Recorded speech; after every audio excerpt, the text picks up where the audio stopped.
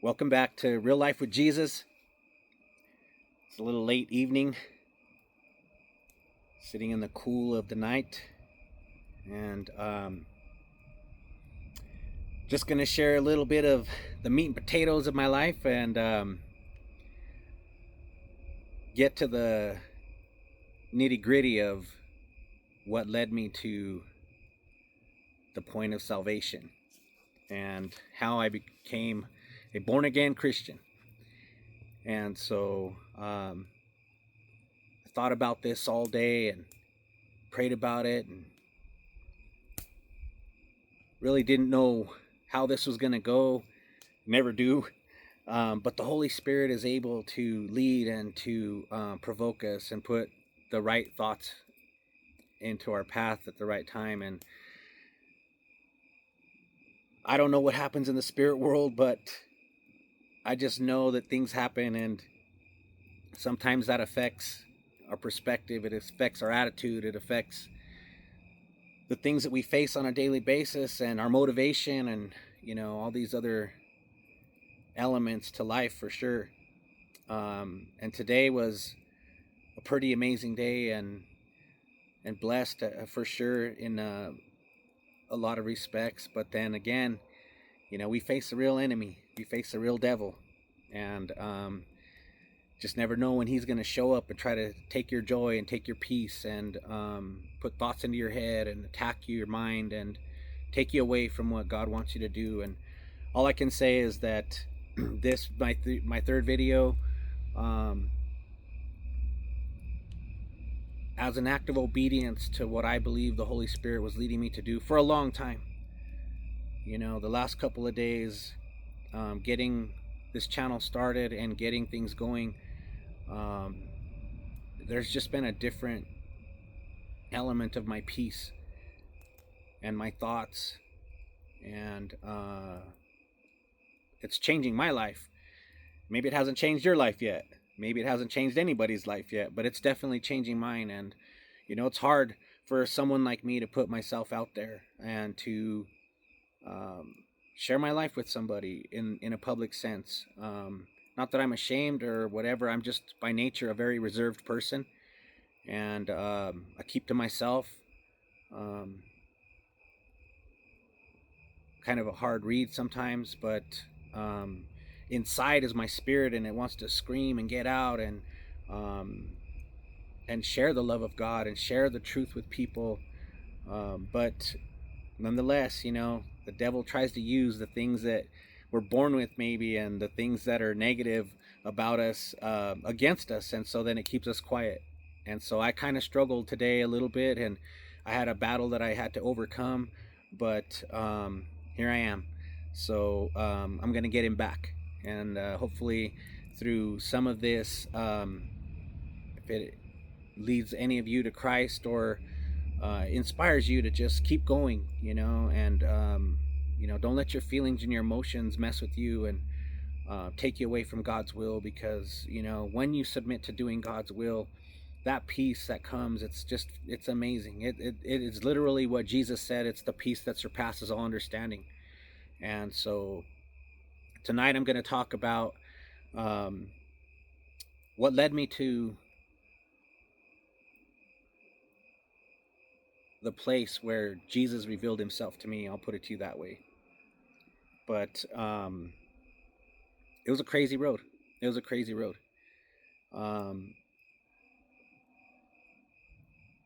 I started about 2 years before I came to Christ. Just started seeking, and not really in a direct way, but kind of in an indirect way. And what started that was my dad was an amazing man, and he was probably one of the greatest men, in my opinion, that you would ever want to know. He just was a man, and he had it. He was very strong and very courageous, and he had a ton of wisdom and knowledge. his character was unprecedented. He was a man of his word. He worked hard. Um, he was just, you know, the poster child for an amazing father, and this man had a way about him, and he was just an inspiration.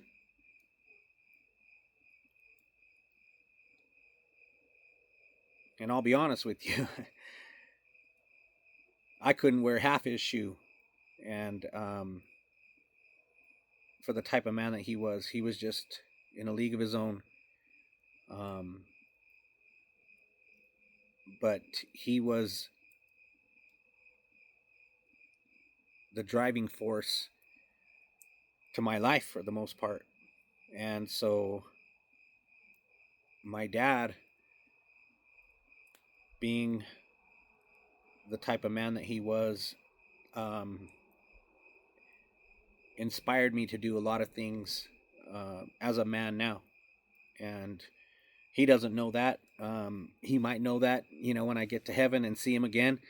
But because growing up, I wasn't the greatest obedient child, even though I probably wasn't the worst child. But just looking back, I could have been a lot better son to my dad than I was, and I could have been a lot better um,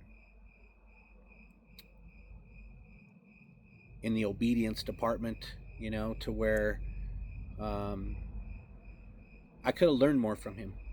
I could have uh, maybe not gone through so many things in my life had I just listened to him. But sometimes we think our parents are, full of it, and we're gonna go our own way and do our own things because we live in a crazy world and sin is rampant, and we want to party with our friends, and we want to be popular, and we want to, do all these things that are contrary to what is good. And if you'd watched any of my other videos, you'll know that we grew up in the Catholic Church. My dad was a pillar in the Catholic Church, and so my dad had a very, unique influence.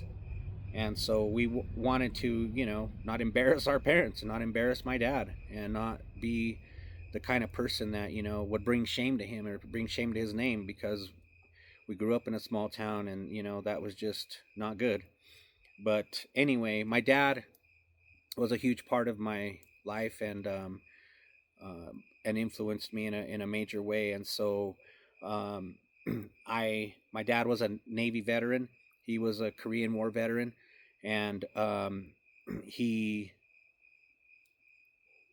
totally and completely um, convinced me through his life stories that that's what I needed to do with my life. And so when I was 17 years old, I joined the delayed entry program into the United States Navy, and that's why I went where I was going to go.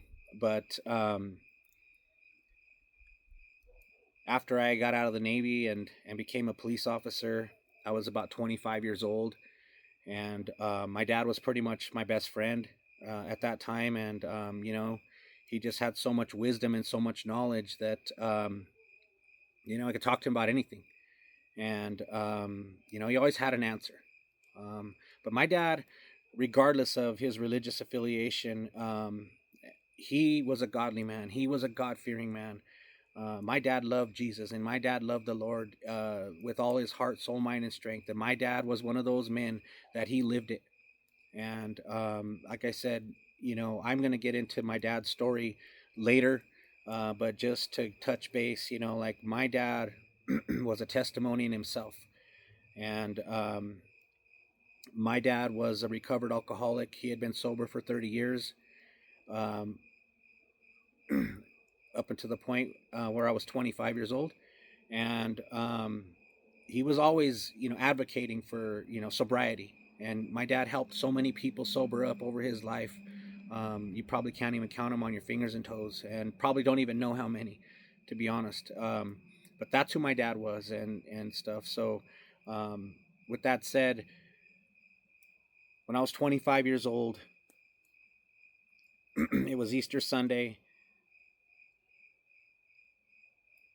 in 1998, and I was off duty, and we were having an Easter dinner, and my dad started, experiencing some weird symptoms, and had been. He just didn't say anything. He's stubborn, like us men are, and it was just off balance, and just some weird things were going on with him, and so I ended up calling my friends from the EMS, and they came over to my house, my dad's house, and they examined him and told him there's something wrong with him, and that he needed to probably have some further evaluation done, and maybe get some imaging done or whatever. And they couldn't really pinpoint what it was, but something was going on with him. And so there was going to be a little bit of a fight in that respect, to get my dad to go get checked out. But he didn't want to go that day. So a couple of days later, I drove my dad to the VA hospital, and we got there at like 7 o'clock in the morning, and we spent till 5 o'clock that day, just stressed and tense, and you name it, just trying to figure out maybe what's going on with him, what could be the problem, what could be the deal. And there was a lot of things my dad had went through up until this point, but just for the sake of time, I'm just going to share this little bit for now. But it's just crazy, the test that started for me at that point. So we went through all that testing, and we came back home, and we waited for the results and stuff. And then about 3 or 4 days later, my dad called me over, and I was married at the time, my wife and I, and broke the news that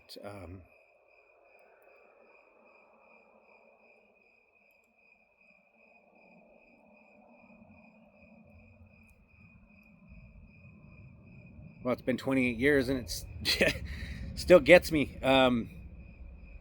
But they broke the news that he had some tumors in his brain, and he had spots on his lungs. And so, in essence, my dad had lung cancer, and the cancer had spread to his brain, and he had some tumors. And the initial diagnosis was that they had given him about 6 months to live. And so, as a young, healthy, bodybuilding fanatic who was all into sports nutrition and food and muscles and all that stuff at the time, I'm just thinking, wow, that's like the most devastating news you could ever get, and I immediately went into survival mode and was thinking of ways, that we could fight this and do whatever we had to do to save my dad's life, and beat this cancer. And like I said, at that time, I didn't know Jesus from a snowball. I had no idea about faith, about the power of God, even though, like I said, I grew up religious and stuff like that. And, I said those things, I said God can probably help, and God can, whatever, the typical things people say, but I didn't have a belief. I didn't really know. And so, in essence,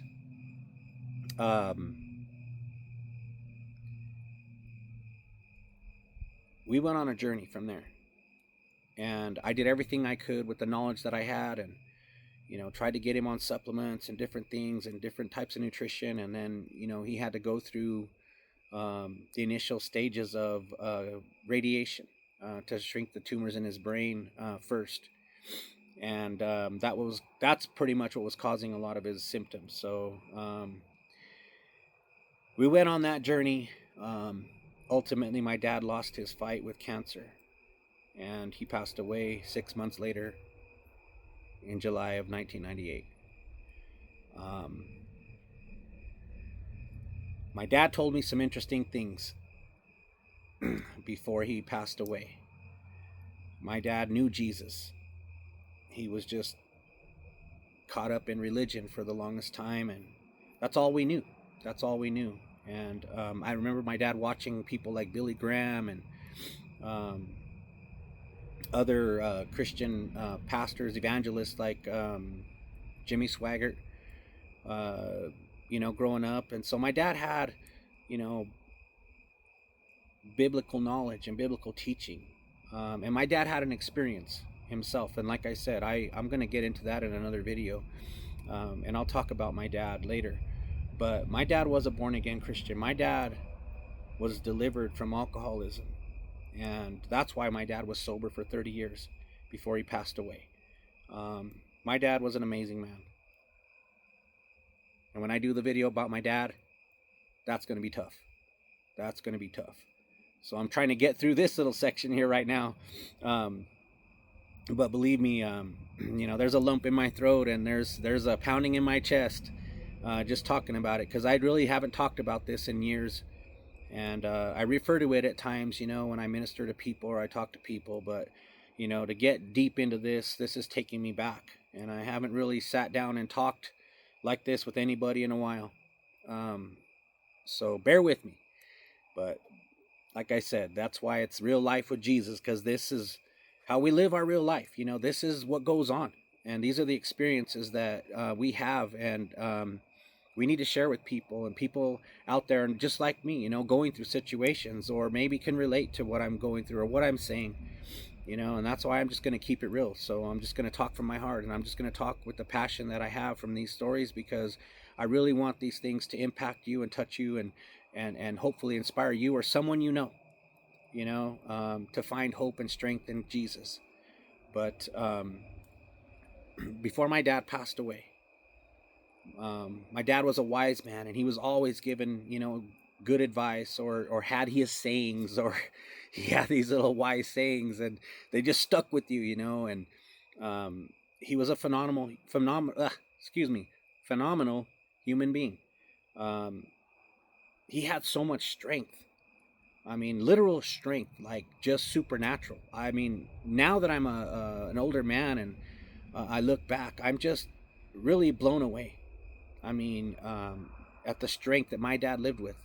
I knew that for years that, he was probably at another level of, I could tolerate stuff, but now that I'm older, it just blows my mind, the things that my dad dealt with, that, I mean, 90% of people out here right now are sucking pills for, or going to the doctor every 10 minutes because they can't stand this and they can't stand that, or they can't tolerate, whatever. And they people don't know how to suffer, but my dad, supernatural human being. And like I said, I'll talk about my dad, and maybe I'll do that in the next video. I don't know, now that I'm thinking about it, but it's so inspiring. It's so inspiring. My dad's story, I think it just topples mine in a sense, because of the way that you can relate to another person, in his situation. But anyway, my dad was in the hospital, and it was about 3 days before he passed away. And he was just trying to impart as much wisdom and advice into me as he possibly could, knowing he was about to check out, and stuff. And like I said, we all grew up in the church, and we all grew up religious. And I was baptized as a baby, and I had the confirmation and all the Catholic hoopla, but for my dad to tell me some of the things that my dad told me at that particular time, like I said, I was 25 years old. I was a lost cause. I was a lost soul. I drank like a fish. I was a disgusting human being inside. I was addicted to pornography. I smoked like a train. I cussed like a sailor. I was just an awful human being. And my dad was talking to me about Jesus one day. And he said, son, he said, if you don't give your life to Jesus, I'll never see you again. And he said, when you give your life to Jesus, he takes things from you. He helps you with your weaknesses. He gives you strength in certain things. And he gives you the power to live this life sober. But if you don't commit your life to Jesus, There's no hope for you. And I'm sitting there, I mean, probably had my jaw on the floor, but I don't remember that part of it. But I'm just thinking to myself, what is he talking about? Like, I'm a Catholic. Like, we go to heaven. We're baptized. You go through all the ceremonies. I was an altar boy. Like, what is he talking about? Even though I really had no belief in God. I didn't know God. I thought I did. I mean, I was taught I did, I guess, but I didn't really know God, and I knew in my heart that I really didn't know God. I didn't know anything. Um, but for my dad to tell me that, it just, I don't know, it disturbed me deep. And it was crazy, the impact that it had on me. I didn't really show any emotion. I didn't really say anything, I was just, my dad was dying. And I was more concerned about that than I was about what he said, honestly. So I kind of suppressed it and I kind of put it in the closet for a while, and then the next day I went back and my dad was suffering even worse. The cancer was eating him and he was going through hell. And, I mean, I'm sure he could see the anguish on my face and he could see the torment. I mean, he was my best friend. I mean, honestly, my mom, my wife at the time, and a few other family members were like, when they found out the news that my dad had cancer, I mean, they were prepared for me to just flip out, go off the deep end, and just completely lose it.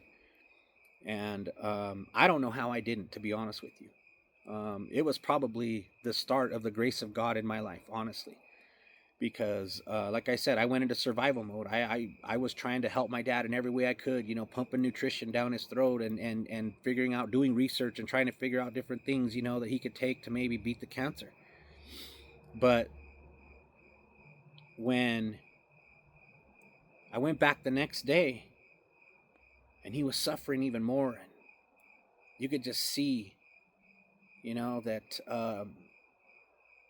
it was close, it was just not going to be long before he took his last breath, and my dad said something to me while I was sitting there, and he could see, that I was just in shambles, and he said, son, let me tell you something. And he pulled me over and he grabbed my hand and he grabbed me by the hand and he said, I want you to know something. He said, just remember this one thing. He said, when it's getting too tough for you, it's getting just right for me. And he said, I believe it was the power of God, that was in that room, that spoke through him. And I'm sitting here thinking to myself, how on earth is this man in the situation that he's in? I'm a young 25-year-old crazy man,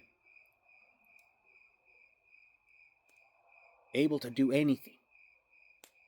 And he's telling me words of encouragement that he was all right, that he was just fine, that everything was going to be okay. And I had no idea what he meant by that. I had no clue what he was even talking about. I'm like, how can you encourage me? And he said, with God, all things are possible. And I mean, what do you say? I'm 25 years old. I don't know. I mean, what do I say? I'm just lost. I'm like, I'm going to lose my dad. And here he's saying all these weird things to me, that didn't really make any sense and stuff. And then, that was pretty much the last conversation I had with my dad. And so for 2 years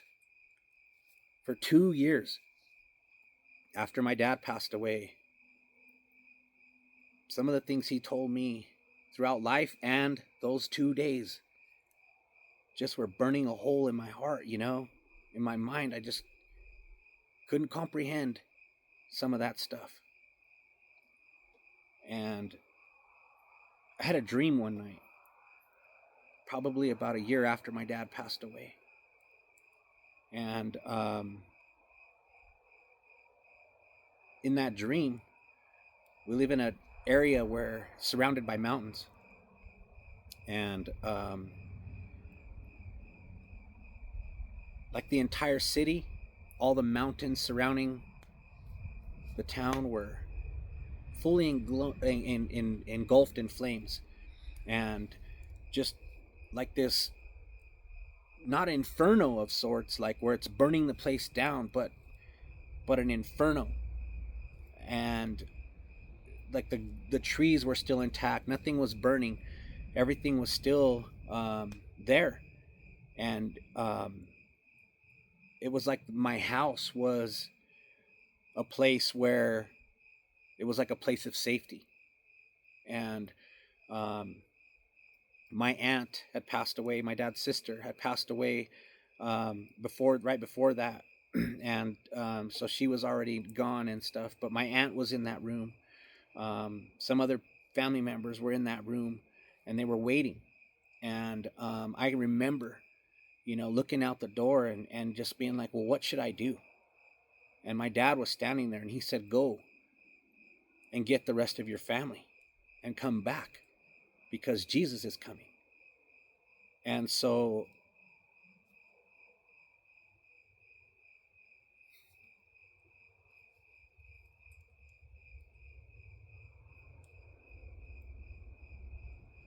I got a lot of lost family.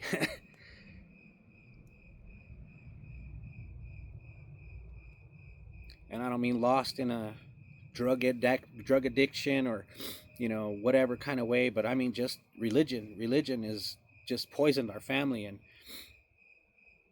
people just live life, thinking they're okay and stuff. But anyway, so I set out in that dream, and I was running all over the city, going house to house, going neighborhood to neighborhood. And I remember finding my sister.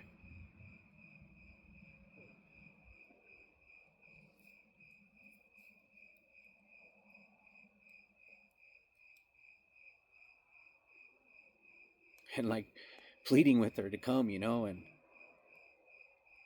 she didn't want to come. She was resisting, and she thought I was crazy in my dream. And she was like, we got to get out of here. We got to get out of here. And I said, no, I know where a place we could go. You'll be safe. I was like, come back with me. My house is okay, and everybody's there, and we're waiting for you. And she was fighting with me and arguing with me and stuff. And so finally I convinced her to go. And I think I ended up having to carry her some of the way, because it was kind of an up a hill. And then I got her there and stuff. And then like I went out, and I found one of my cousins, and I got him, and he went over there. And so it was just kind of a weird setting. And then I remember looking at my aunt, and my aunt, I remember her saying this to me. Honestly, one day I remember her saying this to me before she passed away. um, but she looked at me with this beautiful smile that she had, and she said, look, I see the Lord, he's coming, get ready. And then boom, I woke up. And I'm not a hocus pocus kind of Christian, believe me. I'm not the kind of Christian that's going to go and say all these things. Hang on. Okay, had to take a break for a minute. Had a little situation going on, but hey, that's life with Jesus, right? Something's always going to come up. So anyway, after that dream, it just really messed me up. And I mean, I thought I knew some Christian people, and I tried to share that dream with them, and they kind of looked at me like I was smoking drugs or something. But it just didn't make any sense, and so that kind of stuff just kind of started messing with my head, and just started getting me on this weird road. And I kept thinking about what my dad was telling me about if I didn't give my life to Jesus. And I'm like, I want to see my dad again, and that was like my only motivation to want to know Jesus.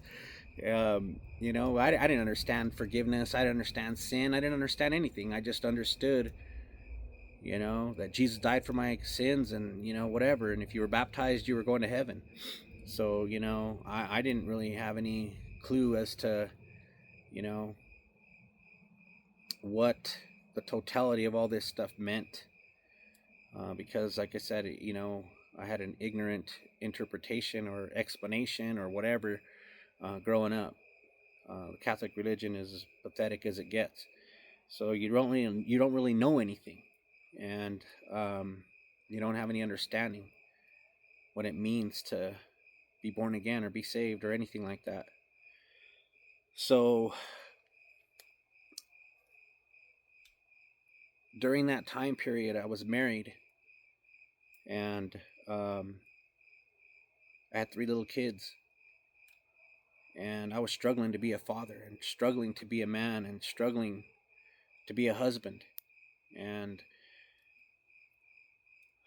the addiction that I had to pornography was just beyond my control. It was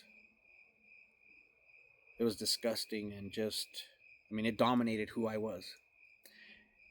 But my conscience was killing me, and I just couldn't stop. I couldn't put that stuff down. I couldn't get it out of my life. I couldn't quit. No matter what I tried, no matter what I did. And there were many nights where I would go to bed and I would pray and I would ask God, help me, take this from me. And I remember the words my dad had said. My dad said, you could take things from me, take this from me, and nothing would happen. And my wife's dad at the time was a Baptist pastor, but it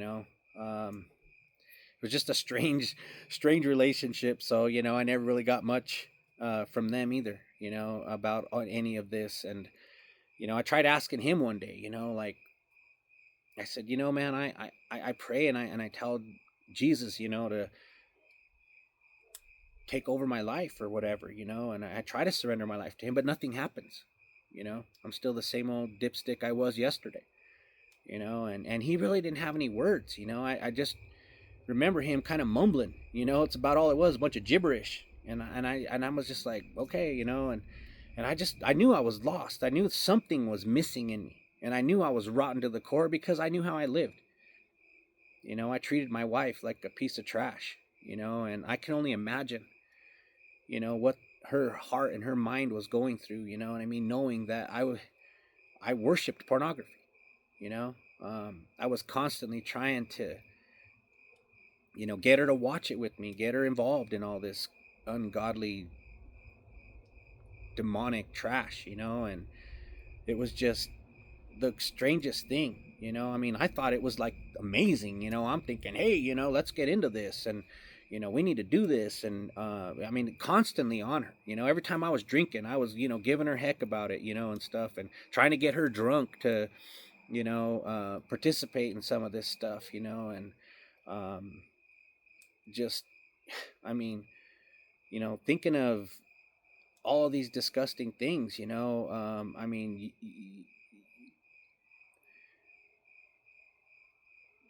you don't know how sick and demented you are until you're out of all that and you realize how depraved your brain gets, But, I mean, there were nights where I would drink all night and watch pornography, all night long. And then the next day I was supposed to watch my kids and I couldn't, because I couldn't get up. I couldn't function as a man, And like I said, I'm a police officer, and, um, what a shame. What a way to live.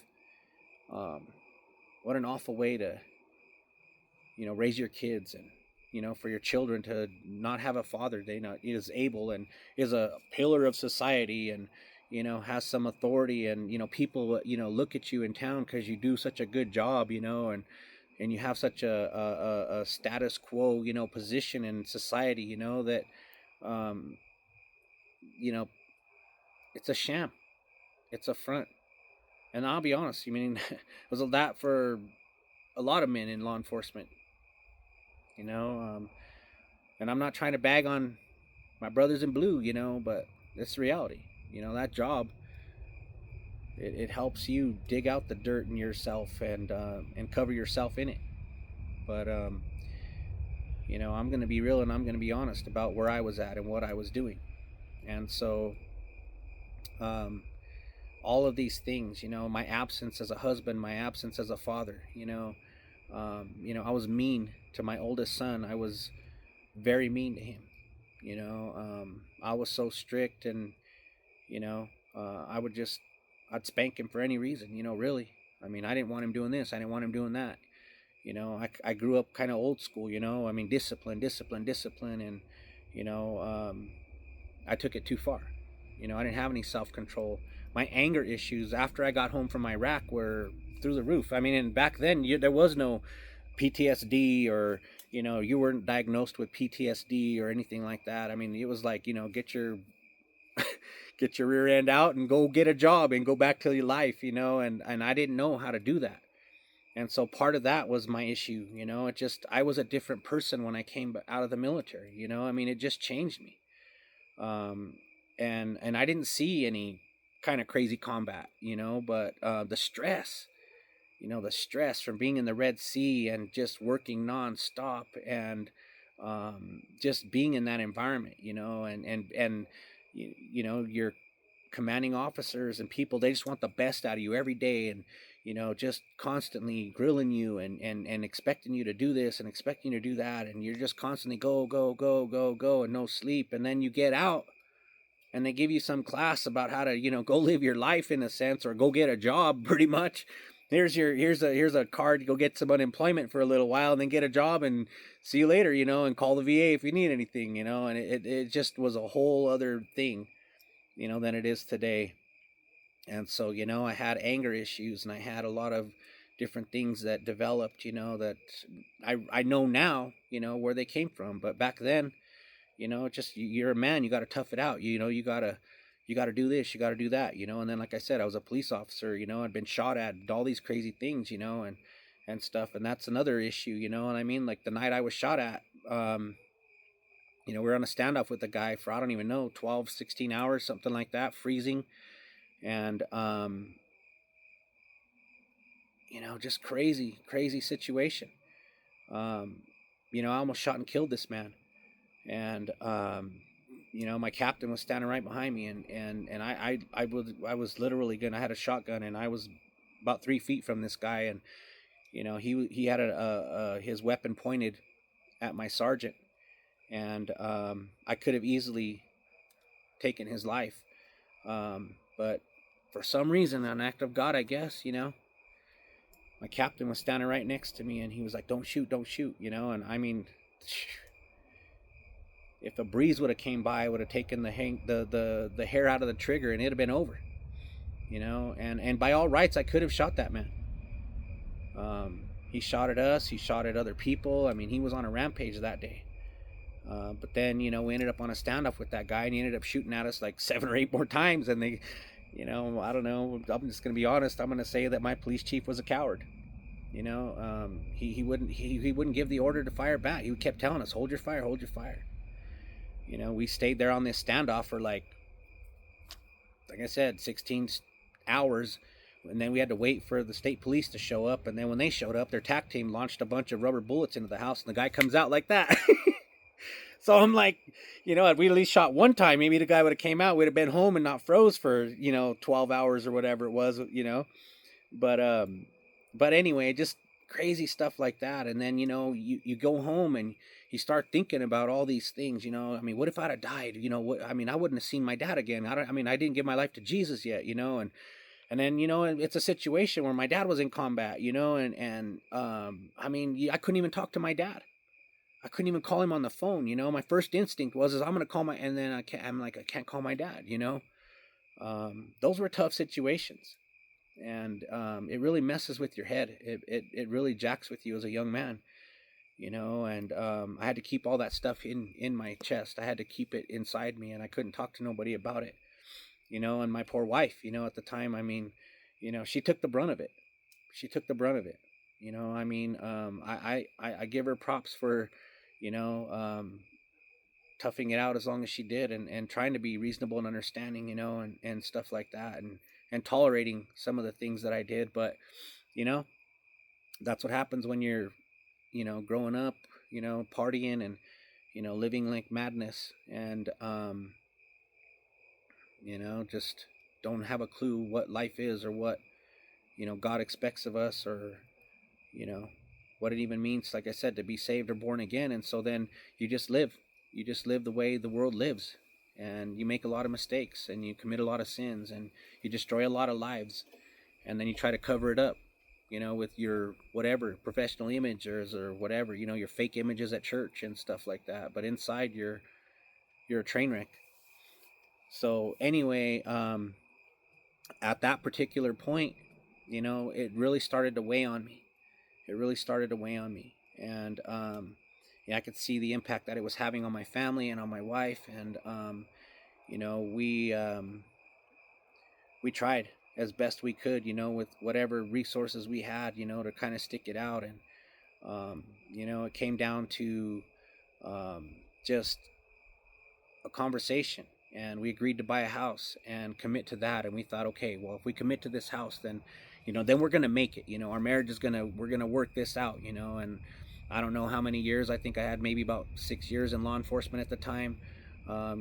She was a nurse, or at least an LPN at the time, I think. And so we were kind of making decent money for the times. I mean, nowhere near what they're making now, but and then it was going to build a house for our family, and so we bought this old house and we started remodeling it, and I spent a lot of time drinking and tearing it up, and you know I can do plumbing and electrical work, so I did a lot of the plumbing and electrical work myself, and did a lot of the remodeling work and stuff like that, and thought that, man, this was going to be our future, this was going to be our home. And we had a long talk one day, and we were like, okay, well, we're going to do this, and my little girl was just about born, and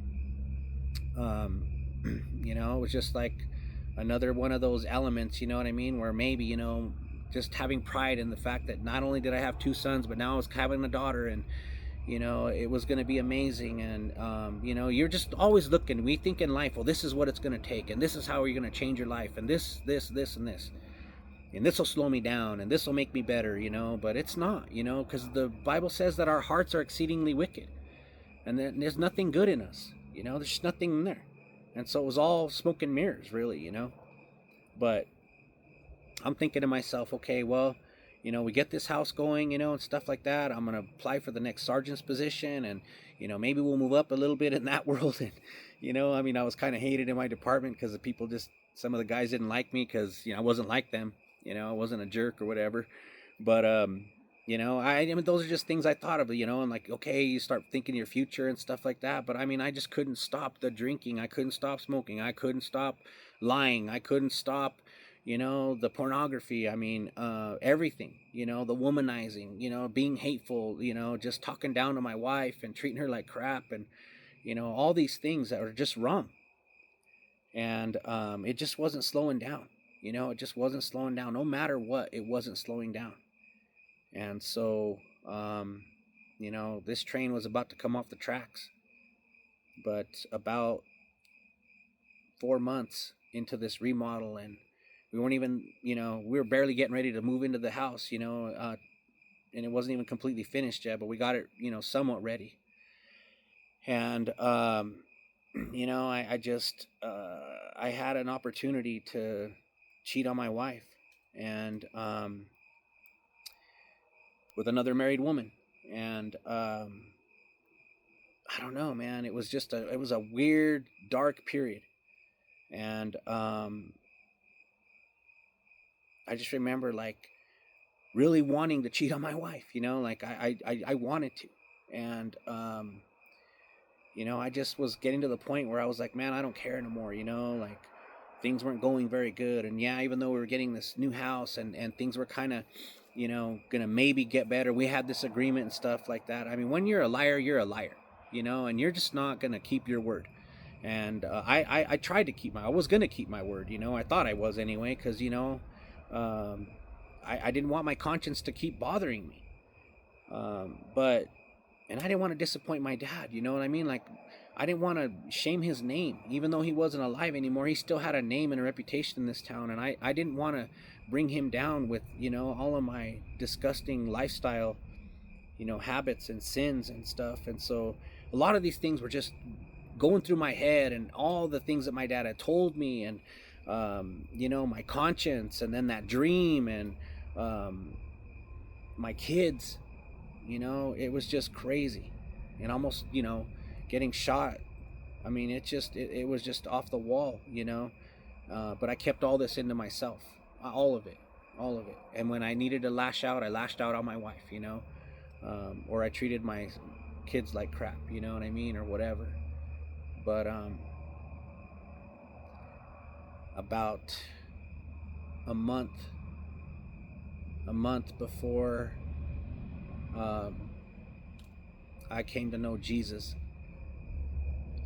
I was about to go meet this woman, and we agreed to meet in another city, and I was like, oh, kind of excited because I'm this young guy and this beautiful woman was giving me attention, and you know, all that, you know, scandalous, you know, rush you get from doing sinful things, you know, was kind of like creeping on me, and something inside of me was telling me, don't do it, you know, don't do it. And it was about an hour and a half drive, you know, from where we lived to where I was going to meet her. And that whole hour and a half, you know, like I kept thinking of excuses and thinking of excuses and thinking of excuses. And I'm like, but I can't be a coward and I can't do this. And she's beautiful. And oh my God, all this. And I was talking myself in, and something was trying to talk me out. And so I get all the way over there and stuff like that. And we get to this hotel, and, you know, I go and I start talking to her, whatever else. And I mean, and I don't even know what it was. It had to have been the Holy Spirit. It had to have been Jesus. Because something came over me. And I mean, I just felt sick. There was a sick feeling in me that I'd never felt before. And I looked this woman in the eye and I said, I'm sorry, I can't do this. I can't do this. Something's wrong. Like, this is wrong. I cannot do this, man. And I said, I don't even know what to say. I said, I'm sorry. I was embarrassed. I probably turned 20 shades of red. And I walked out. I left. You know, and man, I just sat in my car and I cried. I cried, and I was just like, well, you know, what's wrong with me? Like, what's happening to me? You know? And I drove. That was the longest drive back, you know, and I'm thinking of my dad, and I'm thinking of my kids, I'm thinking about everything, I'm thinking about God, I'm thinking about hell, and I'm thinking like, man, I don't know what I could, you know, how can I fix this? And so I get back home, and you know, a couple weeks go by, and you know, I'm about ready to start knocking out some cabinet work at my house, and you know, my wife and I were kind of back and forth at the time, just, you know, having issues and arguing and this and that. And she was always, you know, let's talk. And I was one of those guys like, shut up and get me a beer, you know, and I don't want to talk. And, you know, it was awful. I mean, I had no communication skills whatsoever. Every time she wanted to have a serious conversation, I was like, you're dumb, shut up, get out of here. I don't want to talk to you. You know, go jump in a lake, you know, you're stupid, you're just being emotional, you know, I'm a man, like, just get out of my face, like, we'll talk tomorrow, you know. And so I'm drinking my beer, and, you know, I had a four-wheeler at the time, you know, I lived next to the mountain, and me and a few of my friends and coworkers, you know, we'd get a case of beer, a couple of bottles of whiskey or whatever, and then we'd load up our four-wheeler and take off. And so there I was that day. I was trying to, you know, get my cabinets worked on and doing this and doing that or whatever. And, you know, my wife's dad was actually there that day. And we were talking, and he was like, well, you know, she's having some issues, and, you know, she wants to talk to you. And I kept telling, and that's when I was talking again about Jesus, you know, and I'm like, well, I've been trying to give my life to God, but nothing happens. And he couldn't really give me anything, you know, to like get me there. And so that was kind of like a dead conversation. And then, you know, he left a few hours later, and then I'm out there working on these cabinets still, and I'm drinking some beer. And here she comes outside, and she's like, hey, she was like, we need to have a conversation, you know, like a serious conversation. And she said, or I'm filing for a divorce. And I was like, and I mean, if I had a quarter for every time I heard that, you know, I mean, like, really, I'd be on a beach right now. And no, I'm just kidding.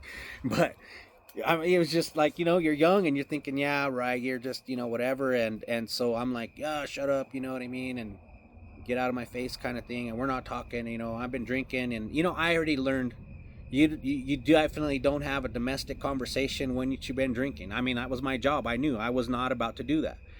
I was like, we'll talk later. We'll talk after I'm sober tomorrow or some other time. You know what I mean? But I'm not talking now because I've been drinking. Whatever. Just we'll worry about it later. And she was serious, man. She had this look on her face, like, and I mean, I should have snapped because I knew her obviously, but I didn't. I didn't really pay too much attention. And she was like, I said that if we don't talk about this by tonight, I'm filing for divorce tomorrow. And I was like, whatever. So she takes off. She slams the door. She goes in the house or whatever else, and I continued my drinking. And later on that night, I went out with the boys and we went four-wheeling and got all drunk. I got back about 4 o'clock in the morning, and I passed out on our couch. And I don't even know what time it was during that day that I woke up, and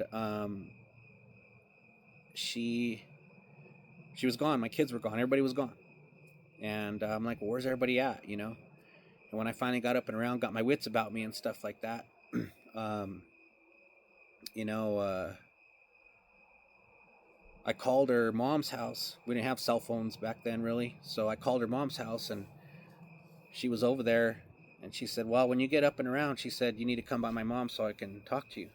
And I'm thinking, okay, I'm just going to go have a conversation with her over there, another day of the week type of thing. And so we were able to, we had a take-home policy, in our police department. So I was able to drive my police car around, off duty or whatever. And so once I got myself about 2 or 3 in the afternoon, I drove over there, and as soon as I drove into her parents' yard, she comes out. I roll the window down to the car, and she doesn't say a word. And she hands me an envelope. And I'm like, oh no. And sure enough, I opened the envelope, and there was the paperwork, dissolution of marriage. And I was just like, no, this is not happening to me. And before I could say one word, she just like bolted off and took off and shut the door and just left me sitting there. And then all of a sudden, that's when my whole world just turned upside down.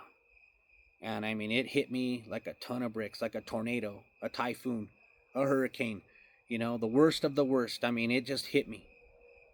And all of a sudden, I felt the weight of the world come over me.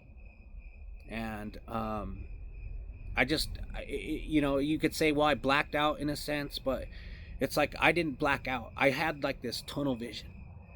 And it was a weird, focused, like tunnel vision to where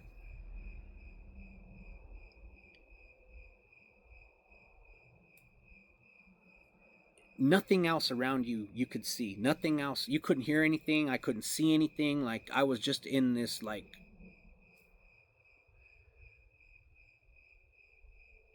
I don't know, tunnel all by myself. And it's kind of like if you have, a firecracker or a gunshot go off right next to your head, and it makes your ears ring and you're all kind of dinged out for a minute. That's just, that's what it felt like, and I just remember I backed up and I started to drive down the road, and then all of a sudden it just started getting heavier and heavier and heavier and heavier. And I mean, I'll never forget, I have not forgotten the drive.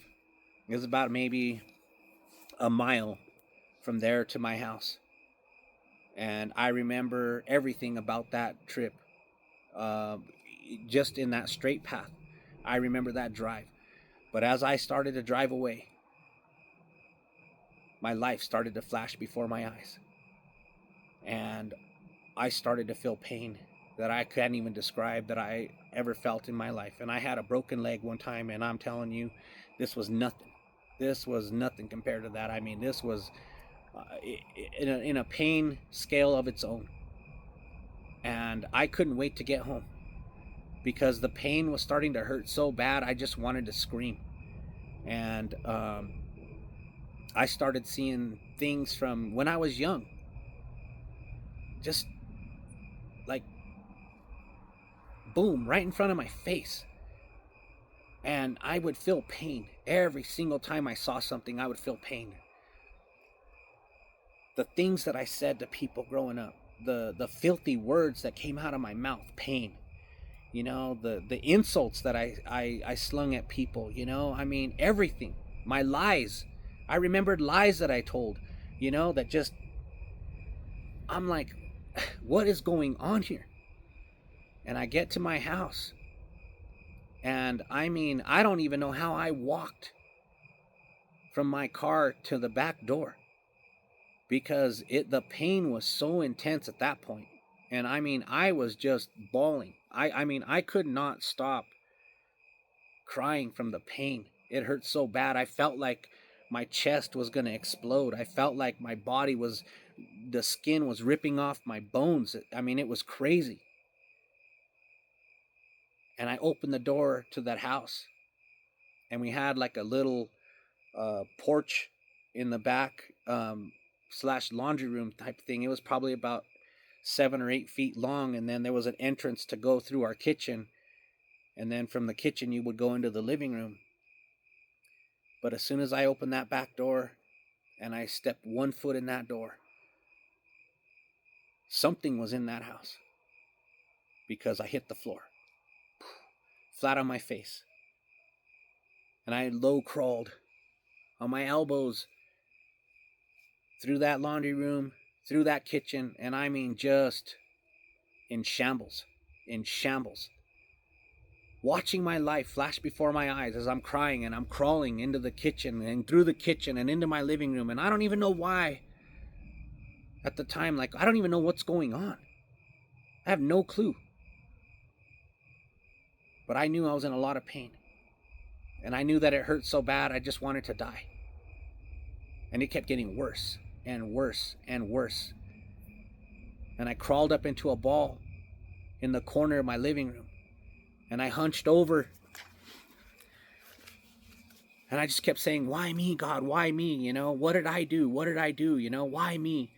And then just screaming things like, it hurts, like, make it stop, you know. And I just, you know, in any tragedy, you know, where people just scream like, no, no, no. I mean, these are things that were coming out of my mouth. And I mean, I was screaming. I was not just thinking I was screaming them. I was screaming. I was writhing in pain so bad. Every time I saw somebody that I teased, somebody that I said something hateful to, somebody that I lied to, you know, my parents,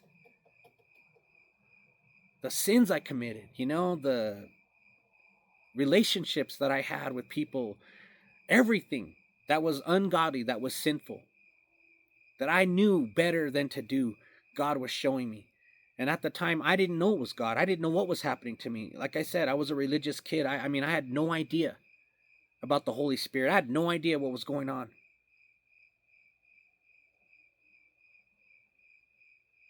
I mean, I crawled in to my bed. I crawled into the closet. I'd roll around on the floor. I was squeezing and hugging pillows like, save me, you know, something. Screaming, help me, help me, help me. Crying, screaming so loud, I thought the neighbors were going to call 911. I thought somebody was going to show up at my house because the screaming I was doing, the pain that it was causing me.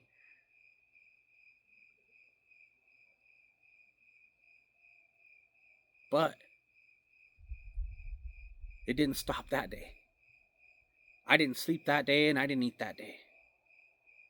And thank God it was a day off, because it went on all night long. Through the next day. All day long. The same thing over and over and over and over. The shame. I kept thinking of my dad. The guilt that I had for shaming my dad's name. Feeling like I was a failure. I couldn't even be a husband. I couldn't even be a father. I remember these words my dad told me. I hadn't said this yet, but my wife, I slept with my wife 2 weeks before I left to boot camp, thinking we were going to have a night of fun and then I'm out of here. And she ended up getting pregnant. And I wanted to be a Navy SEAL. I wanted to go try it at least. And when I got to my A school, I was an interior communications electrician. And I started that about 2-3 weeks into that. You have to, sign up to go to BUD/S and, do this and that and whatever. I was kind of going through all these processes and whatnot. And then I finally find out from my wife, and she was just a girl at the time, she wasn't my wife, that she was pregnant with my child. And like every other disgusting loser, pathetic man, the first words out of my mouth were, get an abortion. I have a life. I have somewhere to go. I got things to do. We don't need a kid right now. And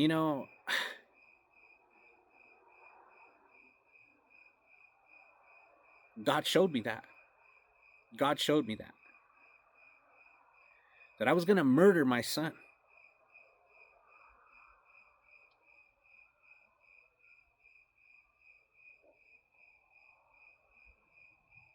And what made it even worse is that I had to tell my dad. I had to call him on the phone and I had to tell him that I got somebody pregnant. And then I had to bear that shame, because that's just the way it was then.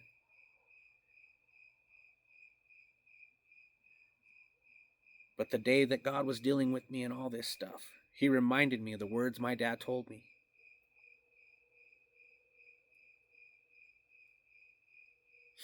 When I asked him, well, what should I do about, trying to go to BUD/S and try to go do this and try to go do that? And he said, with that kind of life, you'll never see your kids. You'll never be home. You may never make it home. And he said, I'm going to tell you this. I didn't abandon you when you were born. And you're not abandoning him. So you need to be a father. And you need to do what you need to do to take care of him.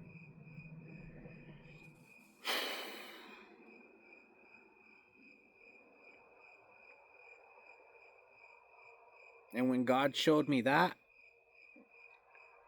and then I realized,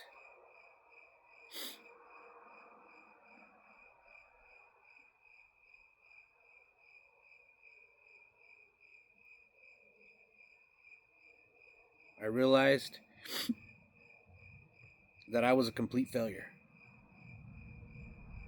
That I couldn't even honor what my dad had said.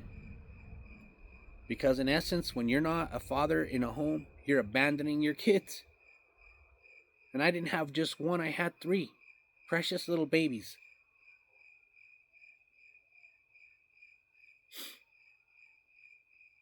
You want to talk about your soul, the essence of who we are, being ripped to shreds.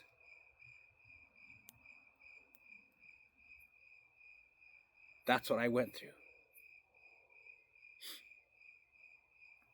And then the worst of it was my addiction to pornography.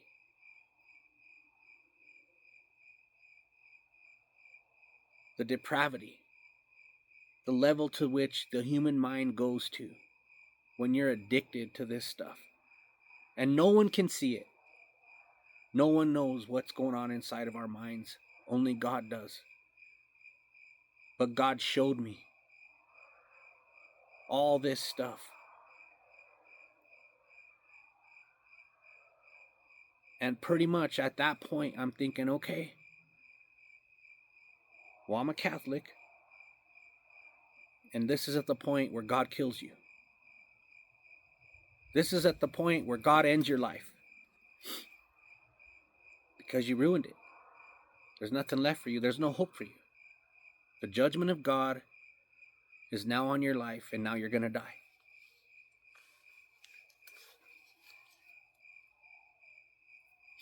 And then I realized, if I die, I don't know Jesus the way my dad said.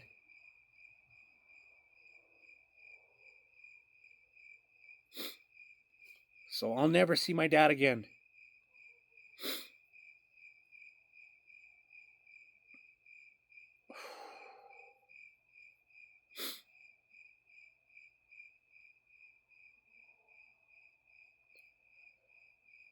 What can pull you out of that pit at that point? I just wanted to die. I just wanted it to end. I wanted it over. But the crazy thing about that day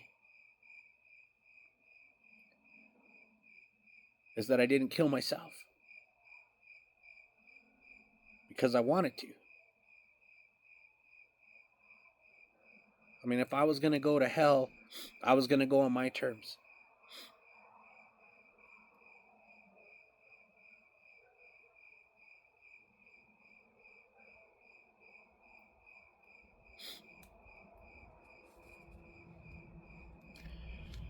And so this being day number 3,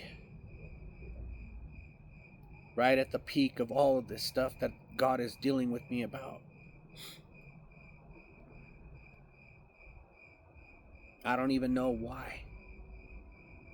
At the time, I can't explain it other than now I know it was the grace of God. It was the call on my life, you know? It was somebody's prayer being answered. And God's divine appointment, probably. But I crawled off the floor. And I got up on my couch. And I sat there and I raised my hands in the air. And I said, God, if you're real, and you can forgive me, I swear I'll serve you the rest of my life. Instantly, as soon as I said the last breath, life, instantly, I felt something leave me.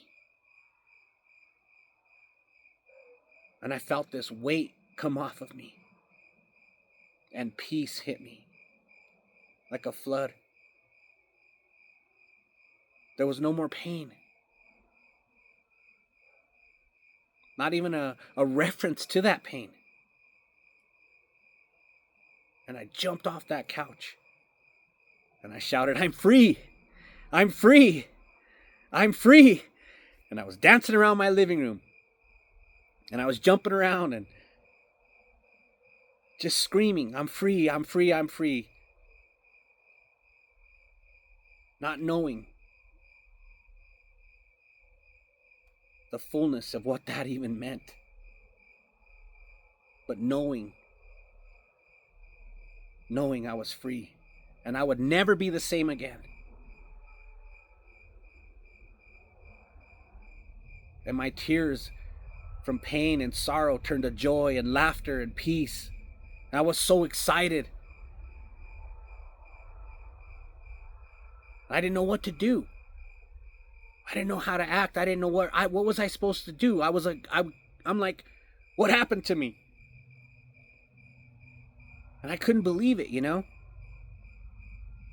And so I remembered I had a Bible in the bottom of a box in my bedroom. And so I run to the bedroom.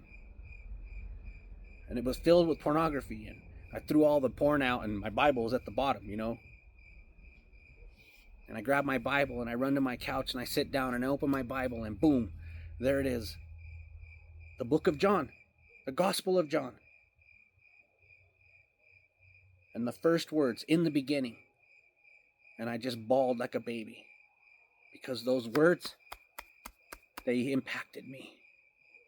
For the first time in my life, I read words in the Bible that actually meant something to me, that I could actually understand and knew.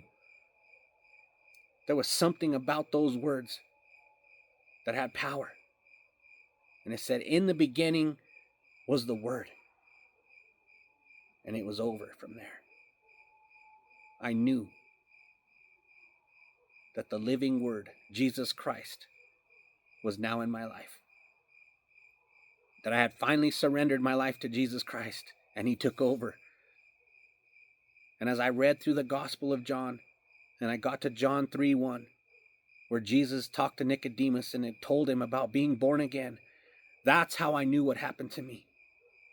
Jesus himself showed me that I had passed from death to life, that I was now born again. I was born of water and the Holy Spirit, that I was a new creation, a new creature in Christ Jesus, that old things have passed away. Behold, all things have been new, that I have been set free by the blood and the power of Jesus Christ, that he was my Redeemer, that he is alive and well,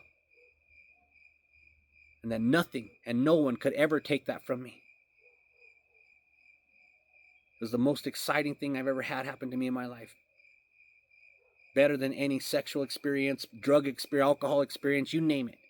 Getting filled with the Holy Spirit blows your mind. It changes everything about you from the inside out. And to be that clean, to be that free, it's priceless. You can't even describe it. The only way to know is to experience it for yourself. And after I got done reading that, I was so excited. I went and opened the front door to the house, and I walked outside. And there was this big, ugly pine tree that used to sit in the front yard.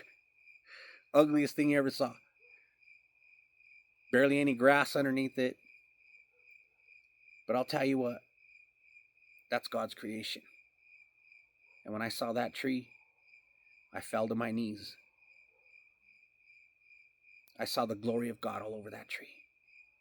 I saw the glory of God all over the blades of the grass, the neighbor's trees, the mountainside. And just like in that dream, I saw the glory of God all over the place. My eyes were open. I could see everything literally for the first time in my life. That tree was no longer just a tree. It was God's creation. It was the handiwork of God. And he showed it to me. It's like he took me on a personal tour of heaven and showed me his glory all over everything.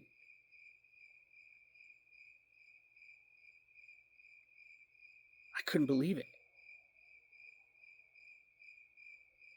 I got up, I ran down the stairs, I ran to the street, I looked down the street, and everybody's house was glowing. All the trees, all the grass, everybody's property was just glowing. There was the glory of God, these flames everywhere.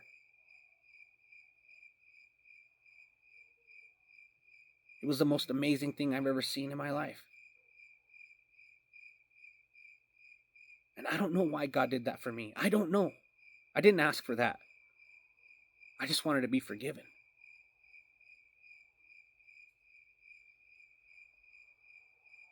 But that's what Jesus did for me. And that's what he can do for you. And maybe greater. I don't know. Ask and you shall receive. Seek and you shall find. Knock and it will be opened unto you. But you have to believe. And you have to know that without Jesus dying on that cross and raising from the dead, none of this is possible. My story is nothing without that happening. I have no story. I have no life. I'm a dead man walking.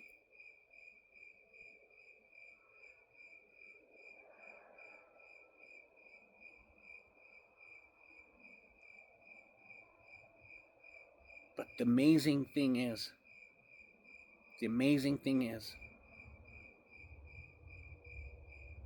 that God became my Father.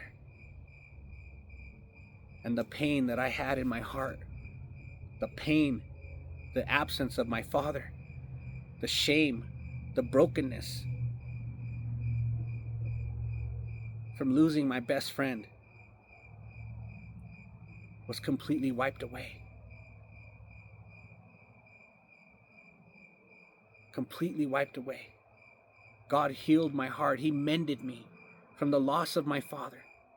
I carried that pain deep within me, and I suppressed it as much as I possibly could, and I tried not to let it show. I wanted to be strong, and I needed to be strong for my mom, for my family, for everybody, for my job, for my kids. But inside I was dying because I missed him.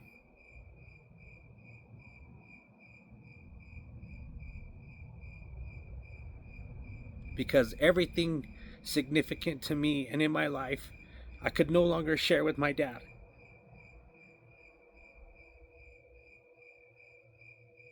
And it broke me. It broke me deep. But Jesus set me free from that, you know? He took that burden and he lifted it. He filled that void in my heart. He became my father. He became my friend. And he is a friend that sticks closer than a brother. And I love my dad and I'll miss my dad.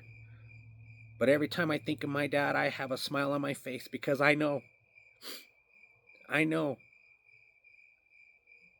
that those words my dad told me were the most important words he ever spoke to me in my life.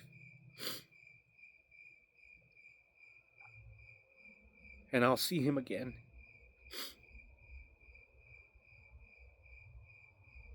And I'll see him and I'll glorify the Father with him. And we'll worship Jesus together forever and forever and forever and forever.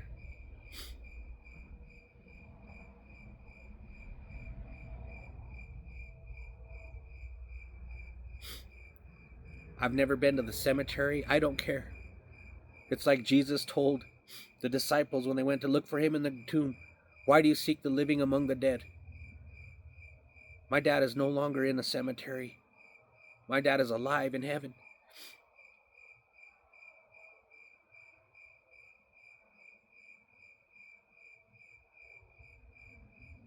Jesus came to heal the brokenhearted. And I'm living proof that that is true. And he didn't only heal my heart from that, but he also healed my heart from being handed those divorce papers. Now, I wish I could tell you that the miracle completed itself by the restoration of my marriage, but that didn't happen.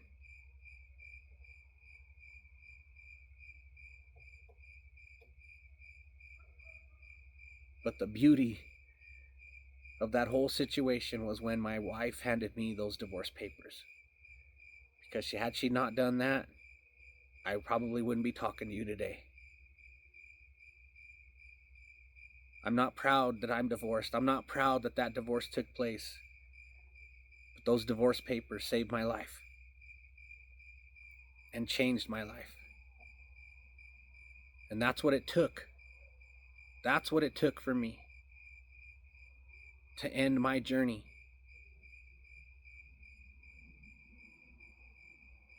As a worldly, ungodly, disgusting, pathetic man. And a poor excuse for a father.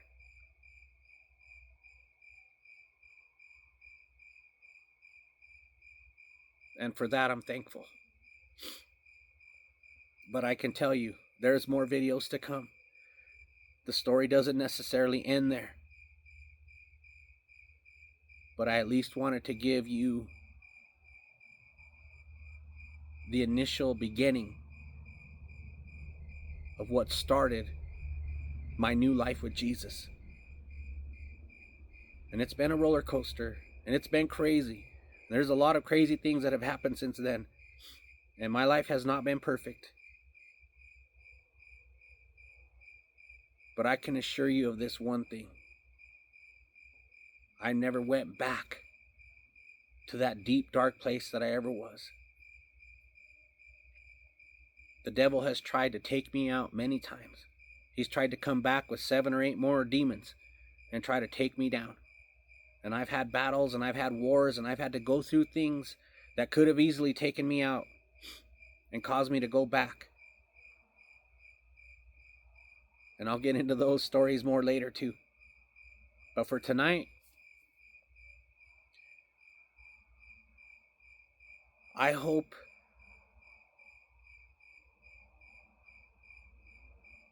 that you will begin to appreciate your life, the people in your life, the purpose for your life. And if you're a Christian, you're a born-again Christian, that you would get some boldness about you. If you're not a Christian, or you are borderline, well, maybe I am, or maybe you haven't had an experience like I had, or whatever, then seek Jesus for one. But you have to surrender who you are. You have to surrender your life. And it cost me, my friends. It cost me family. It cost me. But I was willing to give everyone and everything up. If Jesus had said, you got to be away from your mom, your dad, your cousin, your aunt, I'm gone. Go, send me wherever you need to. Use me in whatever way you need to. You died for me. I owe you my life. And that's what it has to be. And I'm happy to do it. And I'm happy to do it today. Because in the end, it's like my dad told me. If you don't give your life to Jesus, I will never see you again. And you need to start telling people in your family the same thing. And you need to be an example of that and a testimony of that. And don't be afraid. It's the most loving thing you could tell somebody. Hell is real. I was going there. I should be there.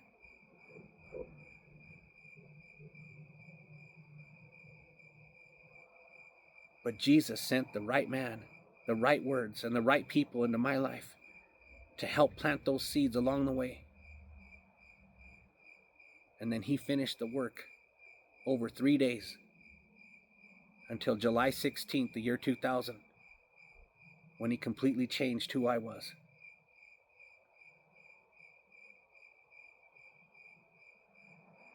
And when I said earlier, I felt something leave me, I felt a demon leave me. And I know I had a demon because a few years ago, just praying and seeking the Lord, I remembered when that happened. I didn't have pornography when I was a kid. But when I got into the military, and you can go overseas and you have access to all this trash, it enticed me and it excited me. I walked into an adult bookstore and I bought these 3 magazines, and I went back to my ship and I sat on my bunk and I started looking at all this trash. And it was then when that demon entered me. And it was then where it changed my personality, and it changed who I was, and it changed my thoughts, and it changed my desires. And everything about that situation became more intense. It was like a high above highs that you could ever experience. And that's when Jesus showed me and reminded me of that. That's when that demon entered me. I spent more money on pornography than I spent on my kids. I spent more money on that trash than I did on food, probably. My paychecks were not very big. From law enforcement, military, this other job I had, I was a cable installer. I spent the majority of my money on pornography. I was sick. And I don't know how I hid it so well from everybody. But I supplied a lot of people with pornography. Because I had so much. There was a video store. I supplied him. Because his videos weren't hardcore enough. They weren't good enough, So I'd go and I'd take him what I had and let him rent those things out. God only knows how many other lives I helped destroy in the process because of the crap that I was involved with. But that's the kind of person I was, After I got saved and after God cleaned me up, I borrowed my mom's truck. It's a little short bed truck. But I filled that truck up. I called my brother and I'm like, hey, you need to come and help me throw this trash. So he comes over and he's like, well, what trash do you have to throw? And I said, all this. And I went up and got all this stuff. And we literally filled up the entire bed of that truck with pornography. and my brother not being saved and freaked out about what happened to me, and just astonished at the life that God gave me, the speech that was coming out of my mouth that was completely different from what he was used to. And just looks at me and he's like, why don't you give it away? Don't throw it in the dump. I'm like, you don't give your sins to other people. This is what God saved me from. Why would I go give it to someone else to destroy their life?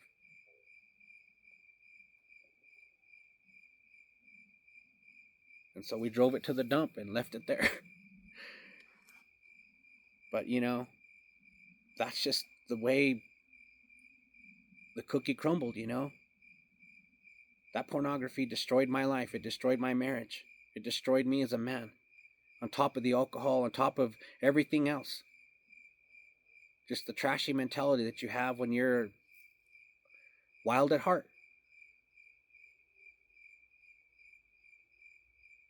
But I think I'm going to close it like this, No matter how deep, no matter how dark, no matter how broken, no matter how messed up you are in this life, there is hope for you. There is hope for you. If you have breath, you have life. Jesus is just a prayer away. And like I said, if you've watched any of my other videos, Jesus is not a religion. Jesus is the King of Kings and the Lord of Lords. He is alive and well. He is in heaven, sitting at the right hand of God the Father.